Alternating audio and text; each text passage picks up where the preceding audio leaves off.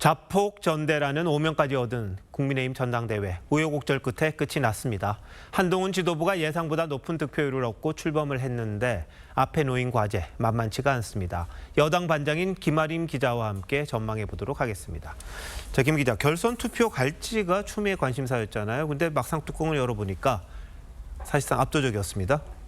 네, 앞서 한동훈 캠프에서 목표로 잡은 득표율이 65%였으니까요. 거의 근접하게 나온 셈입니다. 하지만 막판에 공소 취소 발언으로 당내 반발이 적지 않았던 게 사실이어서 한동훈 캠프 내에서도 좀 긴장을 했었는데요. 결과적으로는 한동훈 대세론에 큰 영향을 주지는 못한 셈입니다. 자, 김 기자 말대로 이 논란이 있었죠. 특히 경쟁 후보들은 아주 거세게 공세를 펴기도 했었는데 이렇게 높은 득표율 어떻게 해석해야 될까요? 네, 경선 과정에서 한 대표가 윤석열 대통령과의 갈등이 실제로 심상치 않다는 게 드러났는데도 표가 몰렸다는 데에 주목할 필요가 있을 것 같습니다. 대통령과의 갈등 우려가 있더라도 이대로는 안 된다, 변화해야 한다는 목소리가 더 컸다는 겁니다. 한 대표로서도 본인이 주장한 수평적 당정 관계를 위한 추진 동력은 얻은 셈인데요. 당선 이후 인터뷰 때 당정 소통과 협력을 강조하면서도 향후 긴장 관계를 예상하게 하는 발언도 있었습니다. 김건희 여사의 검찰 조사 방식과 관련해 언급한 건데 직접 들어보시겠습니다. 검찰이 수사 방식을 정하는 데 있어서 더 국민의 눈높이를 고려했어야 한다고 저는 생각합니다. 네, 특혜라는 주장은 과도하다는 입장이 확고한 대통령실과 또 기존 원내 지도부와 온도차가 엿보입니다.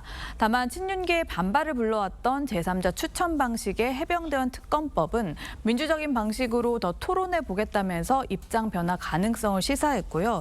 또 조금 전 인터뷰에서도 얘기를 했지만 전당대회 직후에 한 대표는 윤 대통령에게 전화를 해서 당정 화합 포부를 전했고 윤 대통령은 잘해달라 이렇게 격려했다고도 했습니다. 네. 자, 그럼 한동훈 대표가 당선된 데 대해서 민주당 반응이 나왔습니까? 네, 개별 의원들 사이에서는 다양한 의견이 나왔지만요. 공식적으로는 축하 메시지를 냈습니다.